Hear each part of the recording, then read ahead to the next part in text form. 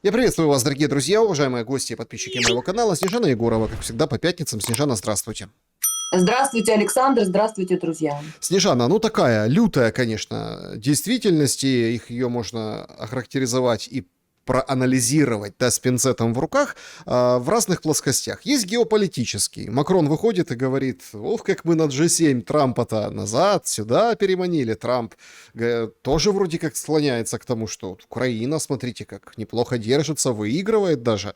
Песков заявляет, что ж ты, Макрон, ты что, пресс-секретарь президента США, мол, что это тут заявляешь, пятое, десятое. Правда, Рубио вчера говорит о том, что, ну, собственно, давайте будем откровенны, никакого анкориджа не было. Ну, как бы были предложения, но не соглашения. Лавров призывает уточнить позиции, и это вот такой геополитический, да, такой разрез, измерение геополитическое. А есть и такое непосредственно то, что на земле тревожит каждого, и все взоры брошены на Россию. Из Крыма очереди на мосту, замечены бензовозы там на этой очереди, соответственно, видимо, принято решение через мост возить бензин, это опасно, но люди не то что бегут из Крыма, они едут заправиться, и это логично. И вы знаете, вот эти ограничения, вот это все, и вот все это бурно обсуждают. Зеленский сказал, 40 дней у меня есть. СБУ поручил за 40 дней принудить Путина к подписанию мира. И это, конечно, звучит очень громко, это феерически звучит, это все, конечно, все обсуждают, отдельные лидеры мнений признаются в своих ошибках, что вот, смотрите, как и Украина стойкая, и Европа еще ого-го, не просто какая-то старушка, то есть полностью ошибались в этом всем анализе, об украинцах забыли. Вот понимаете, вывод моего сегодняшнего, скажем так, взгляда на ситуацию, все забыли об украинцах. Там рекордное количество дронов Украина запустила по России, там 600 чем-то, больше, чем в мае. Какие-то НПЗ поразили, завод аммиак тоже, да, химический, который удобрения там производит, тоже поразили. А украинцы как им? Понимаете, в чем дело? И вот тут, наверное, главный ключик к разгадке того, что сейчас происходит. А на украинцев всем плевать получилось на фоне вот этих всех великолепных перемог, которые транслируют из каждого утюга. Что думаете? Ну, Саша, ви знаєте моє мнение? Я в очередной раз скажу, що Україна то Зеленський. Якщо у Зеленського все добре, перша леді в порядку, жива, здорова, батьки Зеленського нормально, всі щасливі, Україна в порядку, Україна перемагає. А вот эти все, которые граждане Украины, ну вот эти вот все лохи, терпилы, несчастные жители концлагеря, которые оказались волею судеб в периметре, где уже расставлены фишки и вышки, и в случае, если неповиновение какое-то наблюдается, то надзиратели сразу без предупреждения стреляют в спину и, как говорится, отключают от краины в смартфоне. Ну, то есть украинцев приговорили, Саша. В том-то все и дело. А чего про них вспоминать, если все их воспринимают исключительно как пушечное мясо? Но ужасно то, что сами украинцы воспринимают себя как пушечное мясо. То есть каждый отдельно взятый думает, что он-то, понятное дело, выживет, он-то умный, красивый, и его это не коснется, но кто-то другой, кто рядом, сосед по подъезду или в соседней квартире, или в соседнем доме, то это какой-то терпило, которого можно, собственно, отправить на фронт, бусифицировать, там, ограбить, сотворить с ним все, что угодно. То есть если украинцы сами себя обрекли вот этим вот своим отношением друг к другу, вот этим отношением к тому, что вокруг происходит, к тому, что они полностью отдали этой власти преступной своей жизни в руки, сидят, боятся, молчат. То есть, когда мы, например, я говорю, в частности, здесь у вас на канале или там у себя на канале, что люди, останавливайтесь, не идите в ад, не идите за козлом-провокатором, не верьте этой власти, объединяйтесь, сопротивляйтесь. Они говорят, хорошо вам там говорить в Турции сидите, а вы вот приезжайте к нам, возглавьте, типа, вы же знаете, что тут это невозможно. Но послушайте, я когда еще не уезжала, говорила, что все, что я вижу, к чему это идет и к чему эта власть готовится, рано или поздно приведет к вот этому. К концлагерю, к расстрелам на улице, к бесправию, к тому, что людей будут забивать вообще, как говорится, как скот, будут относиться как к скоту, приговорят вас и ваших детей, будут издеваться над стариками, женщинами, детьми, не будет ни образования нормального, ни медицины, ничего. Но тогда, когда еще можно было это делать мирным путем, можно было как-то сопротивляться и осознать, чем больше было бы осознанных людей, которые бы не позволяли так поступать с собой и с своим ближним, то, в принципе, может быть, ситуация развернулась бы несколько иначе. Может быть, не надо было бы русским вводить войска, может быть, не надо было бы какими-то вот такими кардинальными, экстремальными методами пытаться привести в чувство эту власть. Ну, а теперь что теперь уже говорить, Саша? Теперь люди, я не знаю, понимаете, мне кажется, что все-таки уже когда ты стоишь на краю пропасти, нужно осознать, что тебя приговорили. И можно, в принципе, понять, что если тебе и так, или сегодня, или завтра прилетит, то все-таки нужно что-то делать. Но неужели вообще у людей нет вообще мозга, инстинкта самосохранения и стремления жить? Неужели у них нету веры в высшие силы, в Господа Бога, который тебя хранит и который поможет тебе принять максимально правильное решение, а Так, а не какое идти? решение? Ну, смотрите, Ну, ну какое Саша, решение? смотрите, Элиты, это вот свежая, проверенная информация.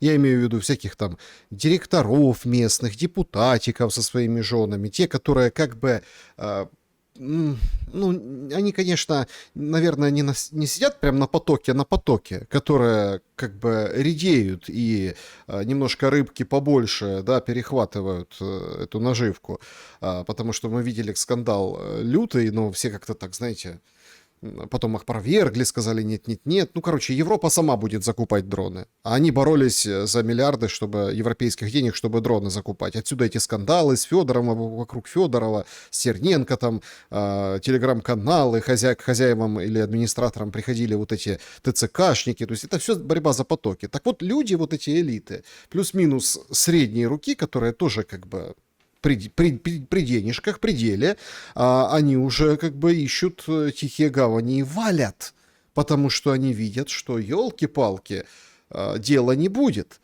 Плюс вовсю уже, ну это так, в кулуарах заговорили о том, что на этом победном фоне, а почему бы, ну если удастся, например, Путина остановить по линии боевого соприкосновения, ну и вот это вот все, да, как-то на какой-то выйти передышку и паузу, так еще Зеленского не переизбрать. Вот так делается все. Сколько там тех украинцев осталось внутри страны? За кого им голосовать? Так за Зеленского и переголосуют. Ну и, собственно, это все продолжится.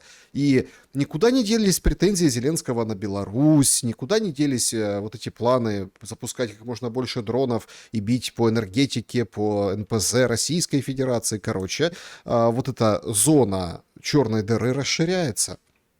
да, безусловно, Саша, но если безумие неизлечимо, и никто его не лечит, и никто, самое главное, лечиться не хочет, понимаете, психическая пандемия, это эпидемия безумия, она, в принципе, распространяется, как и любая пандемия, массовым способом через средства массовой информации, но излечение происходит индивидуальное. И когда вы говорите про вот этих вот представителей этой власти средней и малой руки, ну, вокруг же них тоже есть какие-то люди. То есть если эти люди спокойно взирают на то, что кто-то в это время, во время войны, на крови их детей, родственников и на лишениях их собственных зарабатывает миллионы и миллиарды, и они с этим согласны, то, в принципе, что дальше говорить? То есть о каких вообще дальше вопросах украинцев, как граждан можно говорить, если они сами с завистью смотрят на тех, кто наживается на крови, и потихоньку валят, понимаете, прихватив с собой небольшой, как говорится, клумачок с баблишком, с какими-то там трежерис и с какими-то картинами. Ну, значит, в таком случае, извините, Саша, но каждый кует свою судьбу самостоятельно. тогда нечего людям пенять, пусть они радуются, пусть действительно переизбирают Зеленского, пусть участвуют и наблюдают за вот этим вот ужасным кровавым сериалом, понимаете, реалити-шоу. То есть я вот позавчера, по-моему, я сделала стрим, который так и назывался «Игра в кальмара».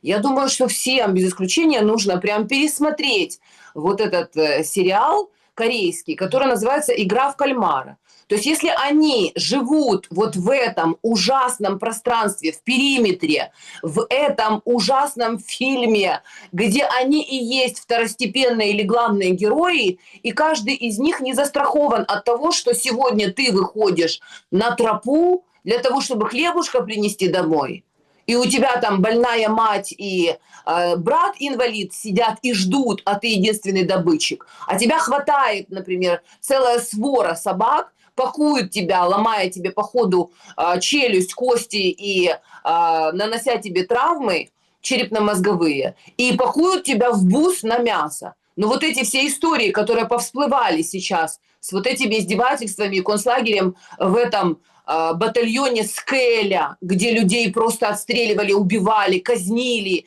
и, по сути, устроили концлагерь и заминировали пространство вокруг. Это что вообще, Саша? А вот эти все истории по поводу людей, которые... Вот сейчас я прочитала, значит, парень получил отсрочку, потому что его отправляют, значит, на 0, для того, чтобы быстренько жениться на своей, значит, возлюбленной, чтобы, если вдруг он погибнет, чтобы ей, как жене, достались какие-то выплаты. А придя в ЗАГС, ему сказали, что для того, чтобы жениться, вы развестись сначала должны.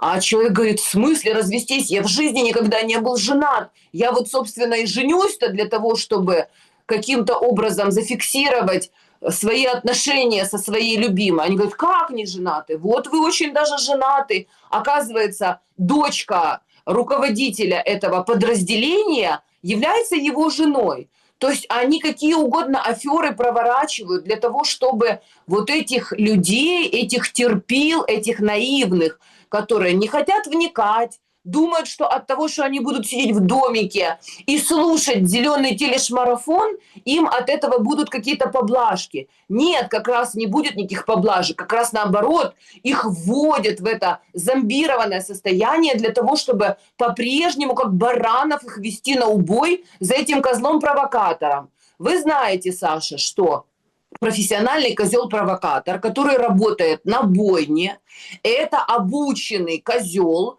который смело и отважно заводит целые стада партиями на бойню, где потом их расчленяют, потрошат, и они висят до своего часа, пока не приедут хозяева и не закупят мясо. То есть украинцы идут партиями на эту бойню, один и тот же козел-провокатор в лице Зеленского вводит их туда, ему дают сахарок в виде палетов с баблом, замков и всего остального, и гарантии безопасности его семье и подельникам, и украинцы по-прежнему, как зомбированные, идут туда.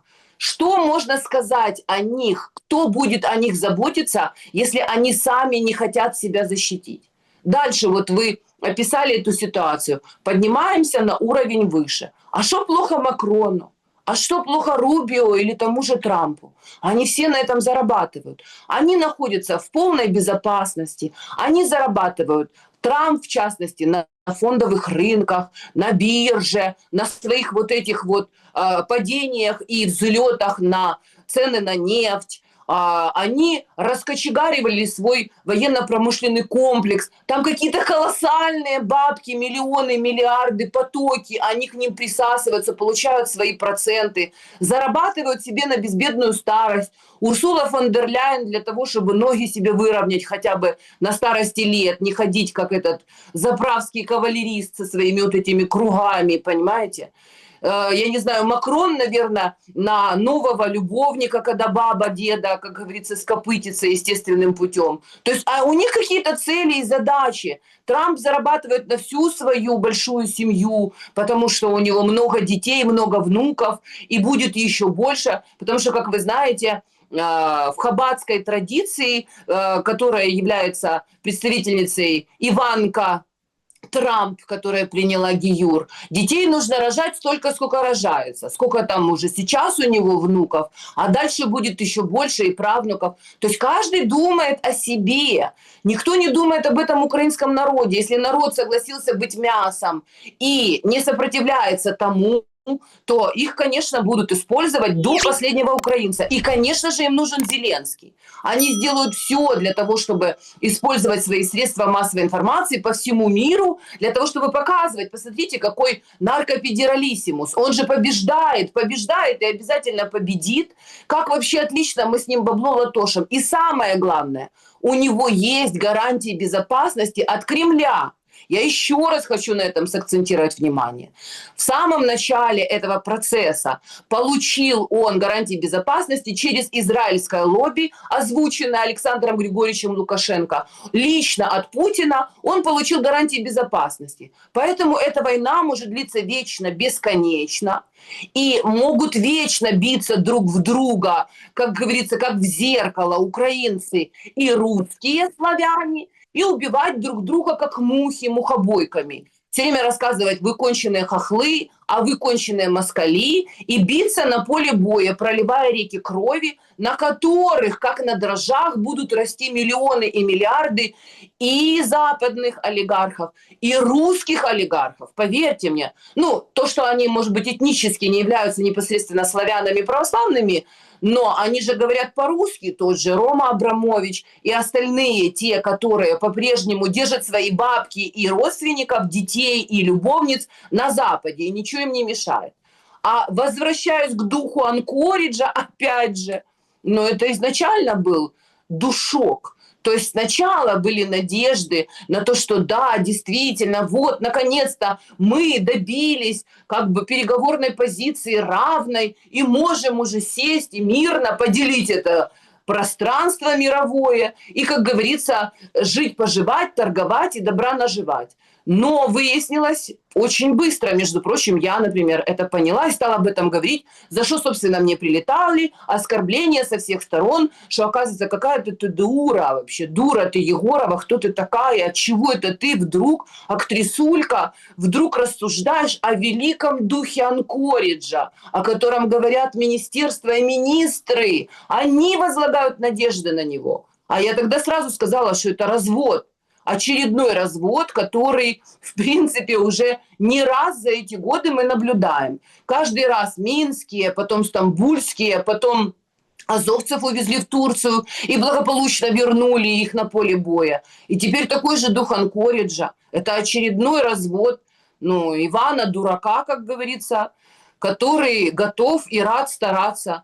Ах, обмануть меня нетрудно, я сам обманываться рад. И когда мы говорили, Саша, с вами по поводу вот этого тоннеля с Аляски, значит, туда, на территорию России. Зачем? К чему? Там сейсмически активная зона, не говоря уже о том, что так мы или воюем с Соединенными Штатами Америки, или мы друзья, партнеры и, как говорится, союзники. Зачем с территории, которая теоретически могут ракеты тебе прилететь в любой момент, хоть с той, хоть с этой стороны, еще и тоннель подземный рыть, для того, чтобы что? Было проще заходить войсками, и чтобы это было не так наглядно видно со спутниковых систем, или для чего это вообще делалось? Или просто для того, чтобы в очередной раз бабло подеребанить? Мне вот интересно, может быть, секрет каких-то, не знаю, успешных, неуспешных, но каких-то результативных, давайте так выразимся, договоренностей и переговоров знает Лукашенко. Слушайте, он прям открыл там 3 каких-то перехода, чтобы грибники грибы собирали по лесам. Представляете? Вообще, конечно, троллинг интереснейший. Это, пожалуйста, приходите, собирайте грибы. Разные всякие там в лесах на Волыне, в Ровенской области тоже. Но давайте так. Зеленский, конечно, жабу съел. Это Лукашенко точно. Вы имеете в виду? Нет, Зеленский, да. Потому имеется что... в виду, с Александром Григорьевичем съел жабу? Конечно, потому что, по идее, он должен был нанести вот эти удары по этим ретрансляторам. А потом как-то вот очень и очень плохо с точки зрения своей потужности выглядит именно Зеленский в теме этих ретрансляторов. Они, во-первых, кажутся выдуманными, во-вторых, это абсолютно не на руку украинской стороне, которая как бы получает помощь, у которой нет ничего своего. Соответственно, здесь очень просто как бы сложить дважды два четыре, что это войну с Белоруссией начинает конкретно втягивать новую страну не Зеленский, а Запад и западные партнеры. То есть тут уже немножко, тут даже Курская область выглядит как-то для Зеленского благороднее с ее дурными задачами, да, и вот таким результатом и финалом. Но тем не менее. И получается, но он же не отступает от этого. Он говорит, нет, говорит, мы там смотрим, дороги строят, развязки. Правда, официально по войскам говорят, да нет, ничего не угрожает, никаких скоплений нет, но Зеленский говорит, что есть, и как бы держит эту струну с вот этими оппозиционерами, всякими Латушками, Тихановской и прочими. Ну, это ведь такой достаточно очевидно проигранный кейс для Зеленского или нет? Или как бы еще все впереди?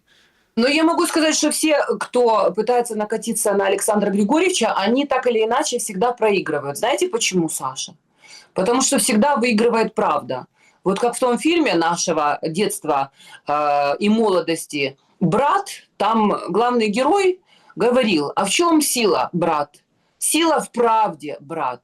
И Александр Григорьевич, который, в принципе, единственный, я много раз об этом говорила, и я рада, что многие тоже сейчас стали эту тему поднимать. После распада Советского Союза это единственный президент постсоветского пространства, который реально сохранил все то, что досталось ему в наследство от Советского Союза. Причем ему досталась не самая богатая республика ресурсами и прочими вещами, но зато она самая преданная с точки зрения населения, народа, который оценивает по достоинству, большинство людей, которые там живут в Беларуси, они оценивают, что Лукашенко – это их человек, это их щит и меч. Он ассоциирует себя с этим народом, он чувствует себя частью этого народа, и он делает все, чтобы этот народ жил, процветал, был защищен, и чтобы у этого народа было все необходимое для того, чтобы процветать и развиваться.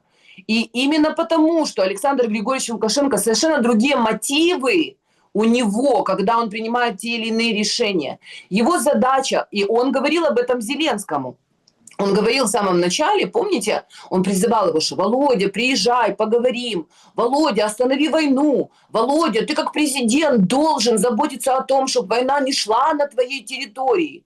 Главная задача любого руководителя, чтобы на территории твоей страны был мир. Какие же у нас проблемы? Мы же обо всем договоримся. Будем жить, поживать, торговать. Наши ж народы единые». Разве не говорил этого Лукашенко? Он повторяет это как мантру.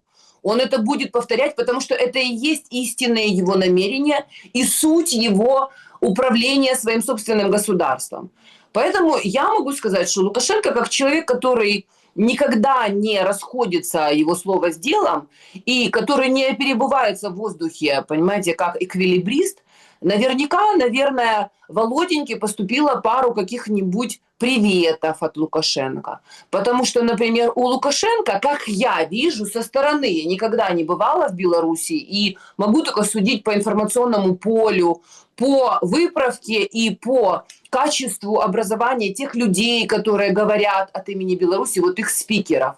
Но я думаю, что Лукашенко вырастил достаточно серьезную поддержку себе в лице молодой поросли, вот там мужчин, например, 45, 50, там, даже 35-45 лет.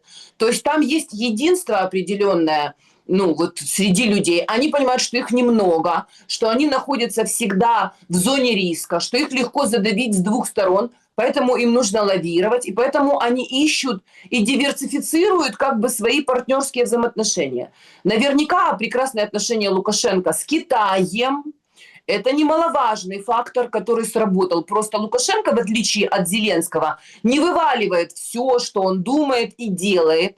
Он говорит только общественно приемлемые, адекватные вещи, а все остальное белорусское КГБ, или как они там называются, делает, как говорится, свою работу молча и сцепив зубы. И наверняка Лукашенко, после того, как неоднократно ему от Зеленского уже прилетели и угрозы его личности и его личной жизни в том числе, отправил Володя, ну, как говорится, в зад привет соответствующий. Я думаю, что если кто-то и может действительно принять решение не с украинским народом воевать, не украинскую территорию, как говорится, расчленять, не к украинским ресурсам добираться и не украинское население изгонять с земли украинской, а именно воевать с украинским нацистским режимом, который возглавляет Зеленский, и непосредственно с самим Зеленским, который является орудием и оружием западных спецслужб. Я думаю, что это единственное белорусское КГБ под руководством Александра Григорьевича Лукашенко. Я уверена, что вот этот вот супер-мега спецназ, который окружает Вовочку и его охраняет, и который как бы вот такой непробивной, и прямо они в любое место и в любое время его спрячут и сохранят, он же конвой. Я думаю, что у Лукашенко есть не хуже спецназ и люди, которые могут осуществить эту задачу, если он ее поставит. Поэтому, если Вова хочет дальше продолжать куражиться, прыгать и скакать, как блоха, по всем, как говорится, лобковым местам европейской зоны, и чтобы ему там аплодировали вот эти все лобковые вши, которые там теперь являются так называемой властью, то, в принципе, лучше ему с Лукашенко, мягко скажем, делать вид, что они находятся в паритетных взаимоотношениях. Вон пусть с поляками разбирается. Так, Ну, я то есть, только хотел сказать, что вот смотрите, Мадьяр тут жжет напалмом. Тут недавно разошлось видео, как он Урсулу и в хвост, и в гриву. Говорит, кто такая, кто тебя избирал? Ну, то есть... а кто, действительно, она кто такая, кто ее избирал? Вот если пойти... Знаете, Саша, есть такой закон жизни. Вот я считаю, что он просто беспроигрышный. Я всегда им пользуюсь. Если не знаешь, как поступать, поступай по закону. То есть вот есть законодательные нормы, которые, в принципе, можно ими пользоваться, а можно ими не пользоваться, как совестью. Знаете, у вас совесть есть, но мы ею не пользуемся. Вот Зеленский, у него даже нет совести, тем более он ею не пользуется. И точно так же законы. Например, в Украине есть законы, есть конституция. И кто бы хотел, тот мог бы попытаться ими воспользоваться, этими законами. Но вот Мадяр, например, он знает законы Европейского Союза. Они, когда шли туда, в Европейский Союз, и вступала Венгрия, они шли в экономический союз. Им рассказывали про то, что они преимущества получат, что им рынки откроют, и что они будут развиваться все вместе. А теперь, когда Урсула фон дер Ляйен превратила по требованию транснациональных корпораций, по сути, Европейский Союз в еще один военный союз, выделяет бабки на войну, и предлагает всем перевооружаться и, как говорится, весело и радостно получать эти кредиты, естественно, за откаты, которые она лично будет получать, то Мадяр очень быстро сориентировался, что, где и как. И он точно так же, как его предшественник. Одно дело – это политическая борьба за власть непосредственно здесь и сейчас, во время выборов. Но, как оказалось, этот молодой политик, он тоже не хочет идти против своего народа. В этом и есть фишка. Когда у тебя национальное государство, а не транснациональное какое-то непонятное пространство, где живет непонятно кто, и непонятно, что вообще от этих людей требовать, и что они хотят.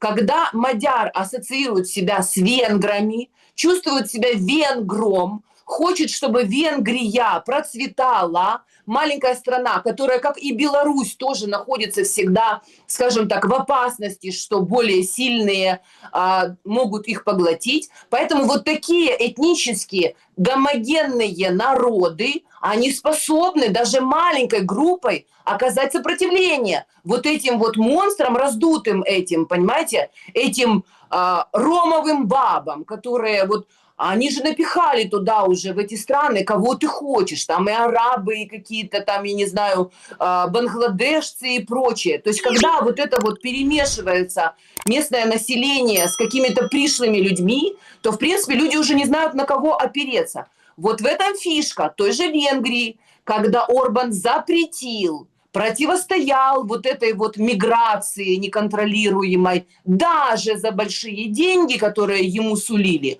он решил этого не делать, потому что у него была дальновидная политика. Он понимал, к чему это рано или поздно приведет, потому что это как инфекция, которую ты добровольно сам запускаешь. Это как наркотик, который ты добровольно сам принимаешь. Если ты постоянно принимаешь чуждых, пришлых, и они приезжают сюда, и, как говорится, свои порядки начинают устанавливать, то завтра ты просыпаешься уже не в собственной стране.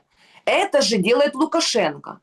А Зеленский, который не является ни славянином, ни православным, и который вообще совершенно к другой этнической группе имеет отношение, чьи интересы он, Саша, преследует? Тут же очень интересный такой момент важный. Выходит, как там его, Развожаев, да, который Севастополем руководит, и Аксенов, который руководит всем Крымом, и говорит о том, что, в общем, чрезвычайная ситуация, экономические меры, все дела. Ну, это все, конечно, они вышли с обращением, объявили и так далее. Но опять-таки я отправляю наш разговор в самое начало. Никто не говорит об Украине и украинцах. Тяжелейшие прилеты, тяжелейшие. Плюс еще, я так понимаю, что время заставляет, ну, понятное дело, там все говорят, вот там Путин нерешительный и так далее, и так далее. Некоторые находят этому оправдание даже в этой непростой ситуации, некоторые не находят этому оправдания, критикуют.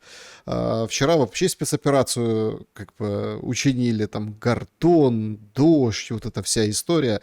Они запустили какого-то полоумного бывшего вояку, блогера, то ли с Воронежской области, есть такой Александр Лунин, и говорят, все, марш Пригожина 2, а он там выходит, записывает ролик, миллионы просмотров о том, что сейчас российская армия развернет оружие на Кремле, нужно со мной поговорить, срочно в прямой эфир меня, ну, такие какие-то такие требования. К нему даже какой-то чиновник приехал оттуда, местный, говорит, а тут на камеру снимает его, давай там вот это все. И, ну, вот понимаете, вот этим все живут. Вот смотрите, Крым, люди бегут, чрезвычайное положение, тут нашли какого-то невменяшку, он там вот это вот все, сейчас мы шатаем, сейчас шатнем. По Миргороду прилеты баллистикой, Полтавская область, точно так же, другие как бы населенные пункты. Запорожье сегодня. И все уже видят это. Ты открываешь украинские новости и видишь, прилетело в Запорожье по, ну, в общем, жилым домам, да, кварталам, в дома. Вот Россия бьет по домам. Немножко смотришь, как бы чуть-чуть подробнее, а там по предприятию, по стоянке очередной, по заправке. То есть мы видим, что ну, вот эта история, которую, внимание, запустил Зеленский, это уже не истощение, ну, вот такое общее, да, вот мы там общо где-то истощаем Россию, бьем по ее НПЗ. А мы что? А мы вот истощаем Украину, там бьем по всей территории Украины, вот это вот точечно, там всякие эти самые. Нет. Это истощение, это выжженная земля по обе стороны линии фронта. От Запорожья, ну, камень на камне не останется. И я так понимаю, если такое положение в Крыму, то вполне себе может быть точно такое же положение в Николаеве, в Одессе. Ну, это точно, да, там Запорожье, Днепре. Ровно такими же методами. Но об этих последствиях никто не думает и никто не говорит. А если никто не говорит, ну, значит, все хорошо. А что вы хотите? Война, конечно, прилетает. Зато смотрите, как мы вот лупим россиян. И все так радуются этому, радуются. Понимаете, вот все говорят, Путин там слабый, еще, ну, критики, да, там вот это вот не находит. Так а может, речь-то как раз-таки не о Путине и даже не о Зеленском, которым кукловодят западные, ну, там, лидеры, а речь идет о народах, Потому что когда мы говорим, что давайте россиян, там вот, они все такие, там, генетические рабы, вот это все такие, ну, в общем, как бы, да, ни на что не способные, сейчас мы шатнем, сейчас мы пошатаем, сейчас они тут... Так а кто об этом говорит? Народ, который сократился в 2 раза на территории Украины, в 2 раза, где там, я не знаю, там, ну, если ты не работаешь где-то в чем-то связанном с войной, или какой-нибудь чиновник, или прокурорский, ментовской, ТЦКшный, то а где тебе заработать, да? А то, что ты заработаешь, оно каждый раз там меньше, меньше, меньше, меньше, имеется в виду там в каких-то крепких валютах, потому что этим тоже играют. И ты такой понимаешь, что подождите, так а что будет, если разбудить этот российский народ? И тогда уже у нас получится очень интересная другая ситуация, когда получается вот этот нерешительный и такой мягкий, которого всегда то раз, то два, то три, то пять надули Путин, скажет, ну, я уже не могу остановить вот этот вот, ну, условный гнев. Почему никто не берет войну между народами? Потому что вот в 22 году все ж показали, какой украинский народ сплоченный, единый, как все за одного, один за всех, где это все. А у России-то все только начинается. Ну, смотрите, вот то, что я сейчас скажу, в данном случае прошу воспринимать исключительно как плод моих собственных фантазий. То есть я не претендую на истину в последней инстанции, но я предполагаю, что Путин не такой наивный и не такой слабый, каким он хочет показаться. А в особенности с учетом той борьбы, которой он там занимался, там есть определенные приемы, когда ты силу своего противника, который хочет всей массой на тебя навалиться, если правильно, вовремя отступить в сторону и придать ему легкое ускорение, то противник улетает в бетонную стену и превращается в лепешку. У меня складывается впечатление, все-таки наблюдая за этим всем достаточно долго, что вот он именно этот прием и пытается применить. Здесь вопрос вот этой вот выдержки, которая, в принципе, ею обладают малое количество людей. То есть терпение – это великое преимущество, в особенности, когда вокруг хаос и сохранение вот этого холодного носа, да, когда вокруг тебя прыгают, скачут черти и кричат тебя: давай, давай, давай, давай, давай, долбанем, давай, фиганем, давай уже, нажми на кнопку, нажми на кнопку, нажми на кнопку, получишь результат. Ну, то есть я все-таки предполагаю, что он немножко больше понимает вообще, как будут разворачиваться события, и наверняка у него есть просто эта информация, что дело не ограничится Украиной, украинским фронтом, русско-украинским конфликтом, и что вот рано или поздно все равно вся эта объединенная Европа, которая стремится и внутренне уже была давно готова к этому реваншу, который они хотят взять за события уже практически столетней давности, да, то есть они вынуждены будут каким-то образом столкнуться эти силы.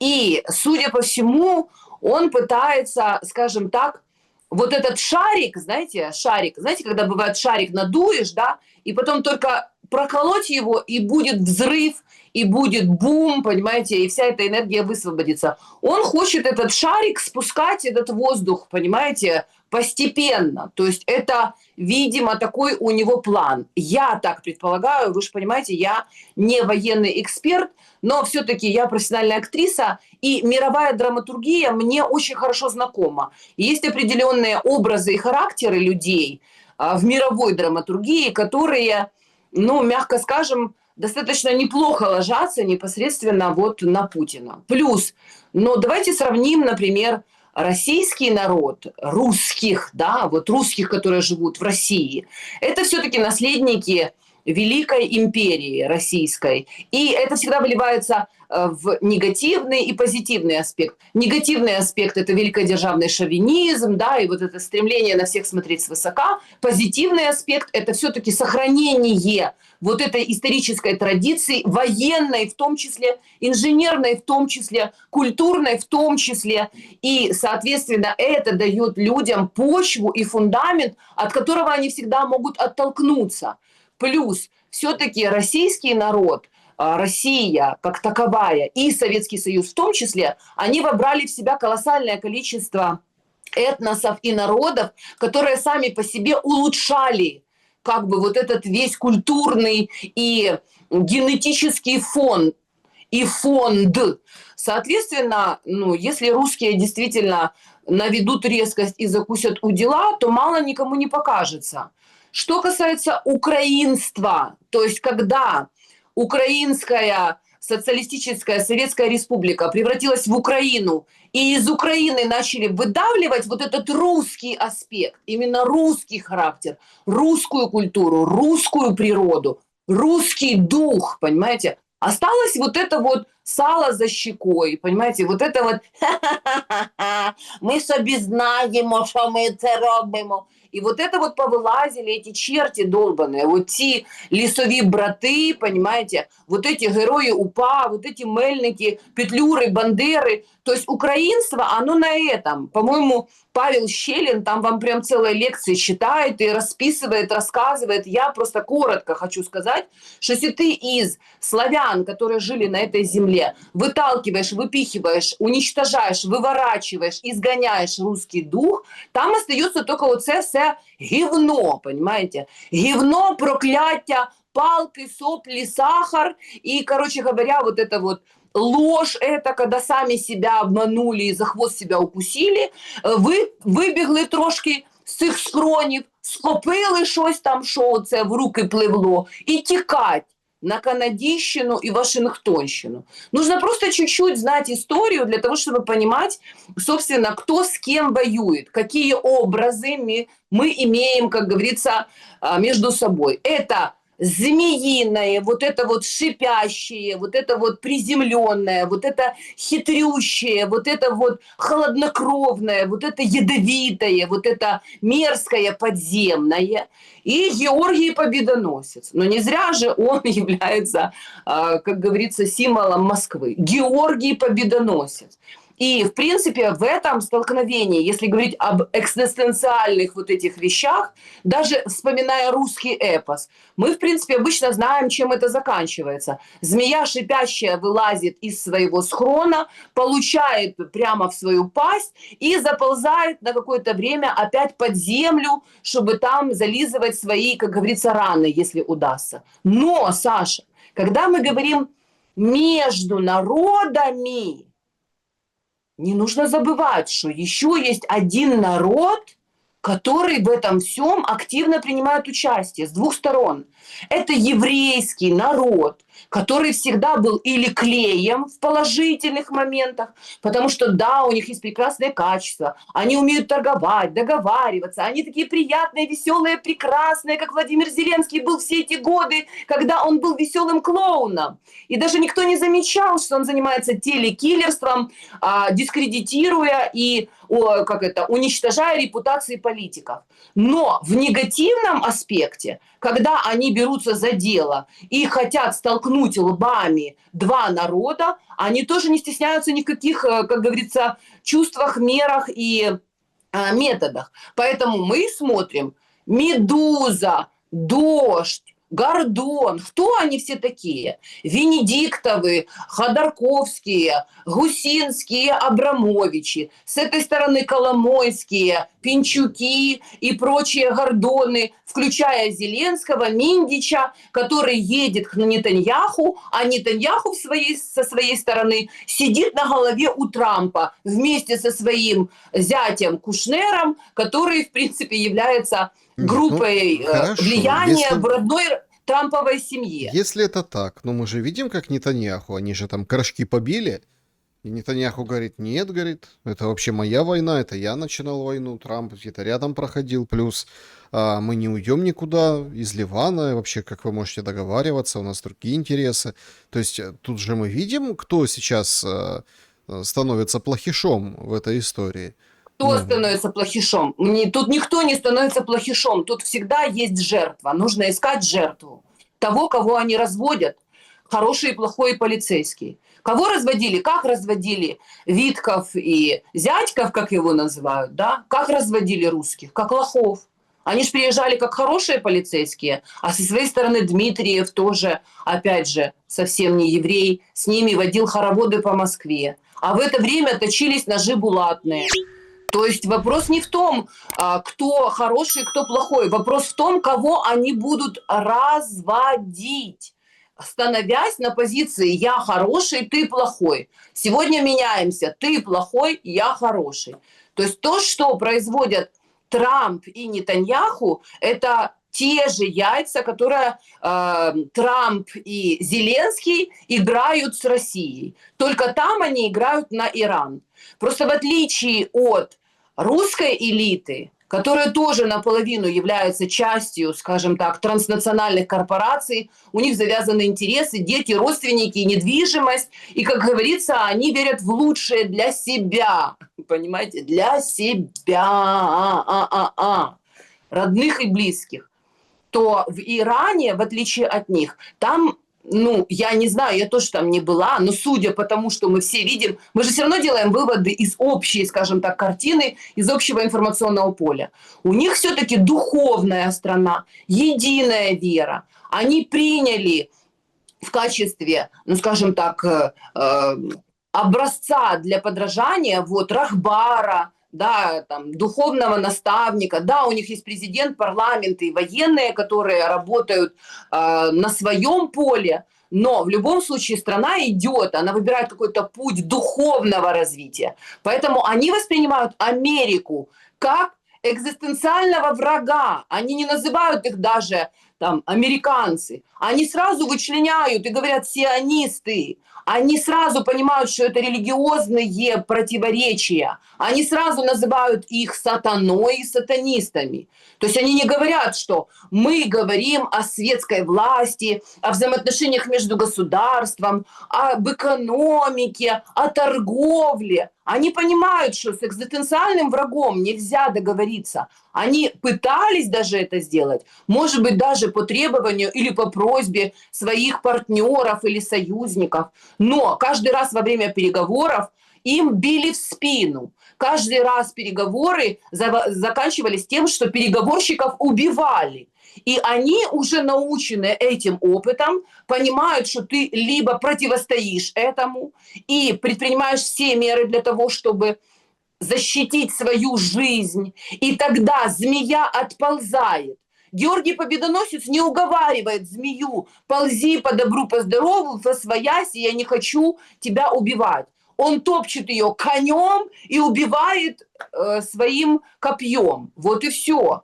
А русские из-за того, что элиты наполовину еврейские, вот так вот и воюют, понимаете? И каждый раз закрывается окно возможностей. Потому что пока были все эти события в Ормузском проливе, нужно было решать свои вопросы. А сейчас, когда Трамп получил по щам, и ему нужно в очередной раз где-то, понимаете, начать или продолжить свои, как говорится, игрища, он опять переключил свое внимание на Украину, и теперь Зеленский у него молодец, и прекрасный парень, и хороший человек, и вообще он выигрывает. И давайте дадим ему еще больше оружия, еще больше дронов, еще больше денег. Пусть он воюет вообще до последнего украинца, потому что вот эти все люди, которые пока еще живы, уже приговорены. Так, возвращаясь к тому, что мы с вами говорили, обойдя весь круг. Снежана, тут же понимаете, какая... Вот все-таки мне кажется, что вот есть такое выражение: история смеется над тобой. А есть выражение, даже уже не то, что история, новостейная лента уже смеется над нами. Значит, читаю. Гордое сообщение. Мы же, вот у нас День Конституции же послезавтра, да? Причем так, на которую Зеленский насрал. Так, а вот мне просто интересно, Зеленский в День Конституции станет на середине вот этого капища, которое они на Майдане Незалежности устроили, и так красиво, крупным планом, вот прям покладут Конституцию, и он будет на нее прям испражняться. Ведь это же весело, это же классная такая, ну, отличная и вы понимаете, история. Тут новость же, ну, казалось бы, ну, понятное дело, это абсолютно, то есть, ну, таких новостей много. Впервые в истории. Там же это 96-й год, то есть, получается, 30 лет, то есть, это круглая дата, это прям такое, событие. Там многие вспоминают, как эта конституция принималась. Впервые в истории конституцию переведут на жестовый язык. Блядь, ты шо, Саша? То есть, Так, для того, чтобы люди не говорили ни на украинском, ни на русском, чтобы их не надо было идентифицировать, все теперь будут вот так вот разговаривать нет, украинским. это вы понимаете, это настолько уже просто смех в лицо безмолвствующего народа, это настолько уже, понимаете, им открыто уже украинцы говорят, вы немые, Да, вы да. немые, вы ничего, вы только мычать можете, вы все. Нет, я понимаю, что это здесь, я сейчас обыгрываю исключительно символизм. Есть люди неслышащие, есть там действительно, то есть это... Я не смеюсь над этими людьми, я смеюсь над вот этой феноменальной новостью, которую вот это вот как бы, понимаете, вот это вот нам как бы так вот рубят ее. Но у меня тут Так, возникает... подождите, Саша, секундочку. А что вы хотите, если Мария Тихая, официальная ведьма Банковой, рассказывала, что министр просил на него насрать? То есть в прямом смысле испражниться. То есть у них вот такие, больные, извращенные фантазии. То есть они хотят насрать на народ, на Конституцию, вытащить свой прибор, как говорится, и в лицо вот так вот. А что они делают? Я сейчас в данном случае не шучу, Саша. Это было бы очень смешно, наверное, или несвоевременно, если бы это не было реалиями нашего времени. То, что они творили в Одесском ТСК, когда они насиловали мужиков, то, что они творят в этой скеле, когда они их насилуют и срут на них, другого слова не подберешь, испражняются. То, что они избивают их, а потом заворачивают их скотчем и бросают на неделю лежать вот так вот коконом, вообще гнить и гадить под себя, превращают людей просто в скот. Это что? Это не доказательство того, что у нас на голове абсолютные маньяки, убийцы и извращенцы сидят.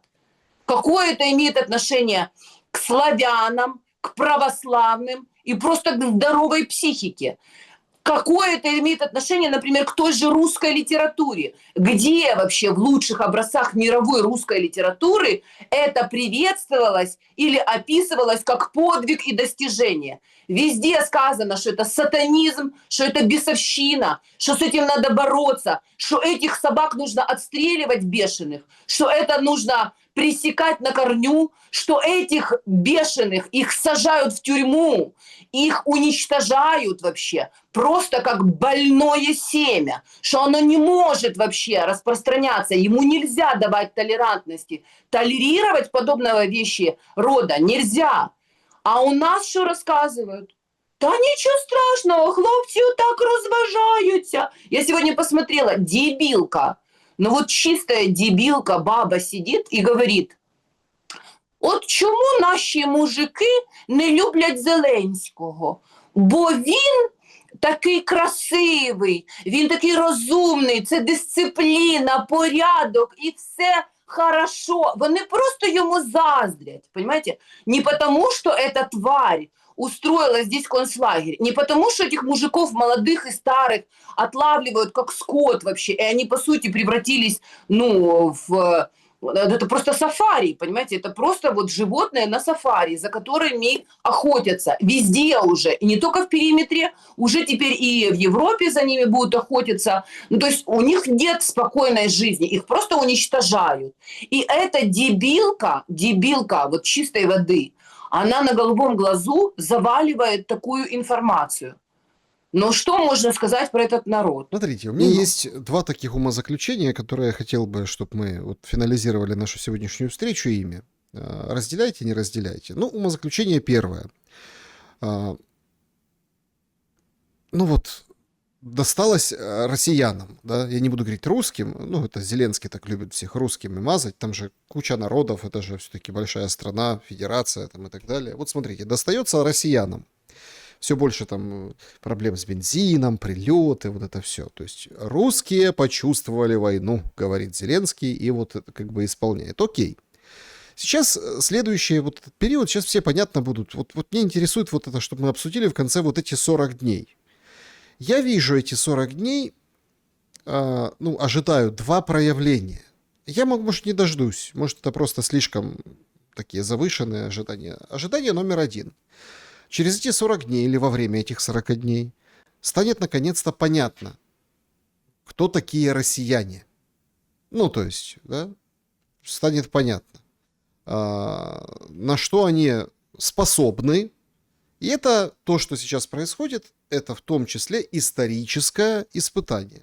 Как и политическое, дипломатическое, этот Лавров с этим Песковым, там вот перекрикиваются через океан с этими американцами, там, а были, не были соглашения. Ну, это их дело, элит. Я про народ. И народ должен, первое, родить, ну, какой-то образ, да, что делать дальше. Или, ну, типа, заканчивать, умыться и, в общем-то, двигаться дальше. С этой властью, с другой властью, это их дело. Ну, народ должен ответить, российские, россияне. Это вот первый момент. А второй момент, который я жду, это все-таки, ну, должно что-то родиться и внутри украинцев, украинского народа. Причем украинского как там части или ответвления, или того же русского. Я сейчас не буду вдаваться в эти. Ну вот, допустим, я имею в виду людей, народ на территории Украины, который должен четко понять, что такие подобные вещи в истории уже были. С этими всеми придурками, и варварами, и садистами, и всеми на свете. И тогда родился Нестор Махно, который, да, с евреями там тоже нормально у него там... Ну, и евреи тогда были другие евреи, они воевали так-то, извините. То есть там были целые отряды, ну так, на секундочку. И они Так там они тоже... сейчас не воюют, они обычно спонсируют боевые Ну, действия. тогда они воевали, реально воевали. То есть, В этом понимаете, смысле? в этом смысле. Другое время было там, да, но тем не менее. В том же, в районе того же Гуляйполя, где сейчас линия фронта. Но я сейчас не об этом. То есть должен родиться тоже нечто, и кто-то, что-то родится, что продемонстрирует определенную силу сказать «нет». Вот этим скелям, Сырским, который говорит, нам надо новые бригады, потому что с Беларуси будет наступление. Вот этим ворам и всем остальным. И причем родиться, представляя силу. Не какие-то там чеширские котики, которые говорят, а вот там, выберите меня, будем там по справедливости, или такие типа псевдооппозиция, да, внутри, снаружи, неважно. А конкретные. То есть люди, которые конкретно могут представлять какую-то силу и дать отпор, и сказать нет, и наказать. И сомнений не должно никаких быть, что вот этих людей эта сила накажет. Она может быть в системе государства родиться, этого режима Зеленского, может вне системы. Какое будет оплодотворение, мы не знаем. Вот эти две момента, как бы, я жду в течение этих 40 дней рождения двух сил, или как проявление какого-то. Напрасно жду, как вы думаете? Ну, за 40 дней только кошки родятся, понимаете? Ну, Но или можем помянуть через 40 дней эти все мои вы ожидания. правы, Саша. Я только хотела сказать, что дело в том, что Украина и Россия исторически это единое пространство, и так или иначе, расходясь, они потом все равно сходятся. Как вы помните, не только Нестор Махно, но еще был и Богдан Хмельницкий, и были как бы периоды в истории нашей совместной, когда люди понимали, стоя у края пропасти, что или мы беремся за руки и все-таки каемся и идем, как говорится, к своим, либо чужие нас перебьют до последнего, потому что им не жалко. Соответственно, как вы знаете, Бжезинский еще сказал, что оторвать Украину от России, и, в принципе, можно делать с ними все, что хочешь, потому что пойдет процесс вот этой балканизации, фрагментации, и остальные, скажем так, начнут отходить, да, постсоветские республики, что, собственно, мы и видим. Именно на почве вот этого украинского конфликта начинают откатываться, да, Армения, там, Азербайджан, ну, и все остальные. Не буду сейчас, скажем так, акцентировать на этом внимание, чтобы не уводить от темы. Для того, чтобы что-то родилось, Саша, к сожалению, должно что-то умереть. То есть здесь в данный момент такая конфигурация. Дело в том, что на территории Украины уже родился нацистский режим Зеленского. И он уже укрепляется.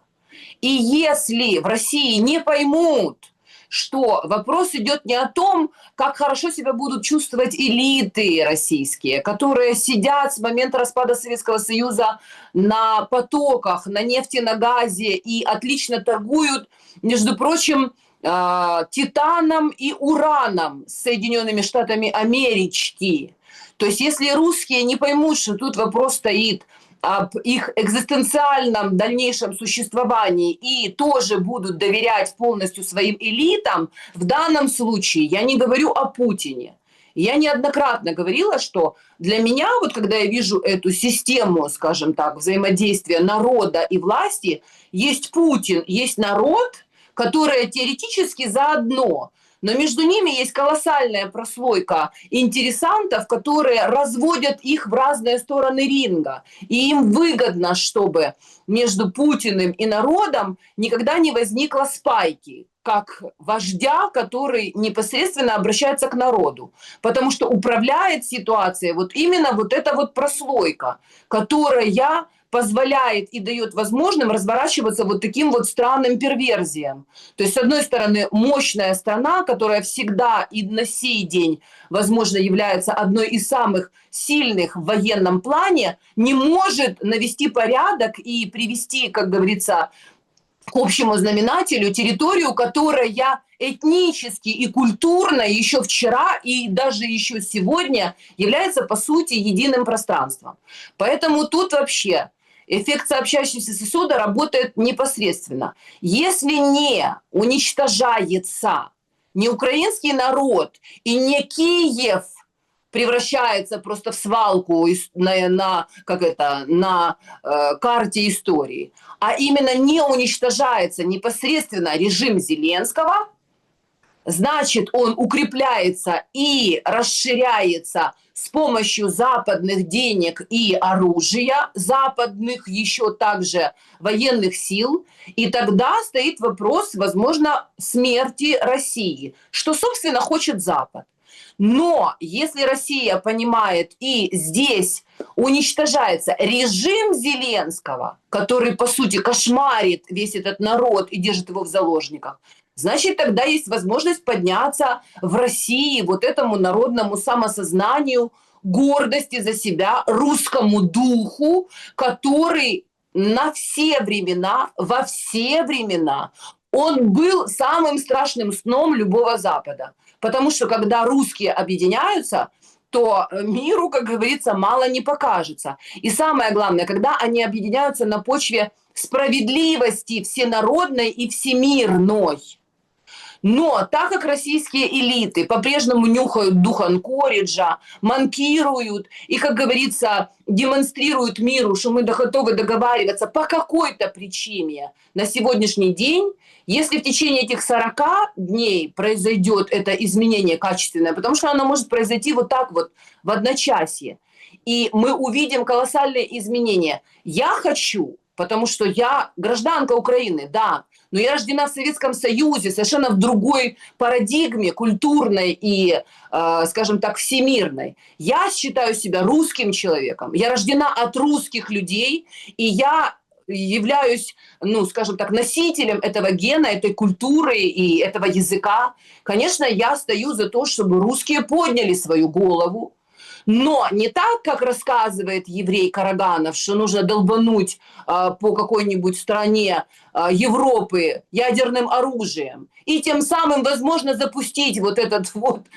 процесс, принцип домино, что все вокруг будет гореть и весь мир в труху. А я как раз считаю, что это можно сделать совершенно иначе, именно восстанавливая справедливость, и для тех народов, которые сейчас страдают под гнетом режима Зеленского в том числе. Потому что когда многие спикеры русские говорят, да вы там сами, вы сами наскакали, сами там решайте, мы вообще вам ничего не должны, мы вообще там типа решаем свои вопросы. Я думаю, что русский дух и русская культура именно она отличается от всех остальных именно гуманизмом, человечностью и стремлением ко всемирной справедливости. И если это не будет лежать в основе всех действий русской армии, русской власти, то, в принципе, так это все и будет тянуться, пока, как говорится, не сосредоточатся, не наведут резкость объединенные силы Европы и опять не попрут, как говорится, на несметный бой. И непонятно, 300 с чем-то там тысяч в Европе населения и 140 России, кто в данном случае выйдет победителем. Поэтому лучше не доводить, как говорится, до греха и решать вопросы по мере их поступления, когда они уже назрели, а не ждать, что придет Трамп или кто-то еще после него и будет решать наши вопросы, опять же расставляя фишечки, хороший и плохой полицейский, а мы как собаки будем метаться и искать счастливого часа, и как... Знаешь, как это? Щенки вилять хвостом перед рукой хозяина дающего. За костью, за косточкой бегать, да. Снежана Егорова была моей собеседницей сегодня. Спасибо за время и мысли. Спасибо, Саша, спасибо, друзья. Будьте счастливы, верьте в Бога. Бог своих не бросает. И во все времена, даже самые тяжелые, поверьте мне, есть единомышленники, которые протянут вам руку помощи. Стоит только об этой помощи попросить. Это не стыдно и не зазорно. Нужно уметь каяться и признавать свои ошибки. И самое главное, говорить правду. Потому что правда, в ней сила, брат, как говорится. Друзья, берегите себя, добра и света. Увидимся.